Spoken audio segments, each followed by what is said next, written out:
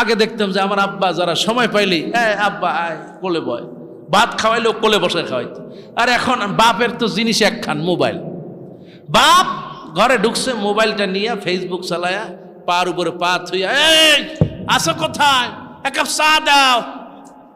আর মোবাইলে হায় হায় রে কি যে গান, আর আরে বাবা এ তোর কি করছ, ফেসবুক নাইলে হোয়াটসঅ্যাপ নাইলে ইমো, সারা দুনিয়ার মোবাইলের মধ্যে। কতক্ষণ সারা দিন ছিল অফিসে আদালতে এই জায়গায় ওই জায়গায় ব্যস্ত, আর ঘরে গেছে তাও মোবাইল নিয়ে ব্যস্ত। এখন এই যে ছেলে মেয়ে তারা যেটা মহব্বত পাবে তার কোনো কায়দা নাই।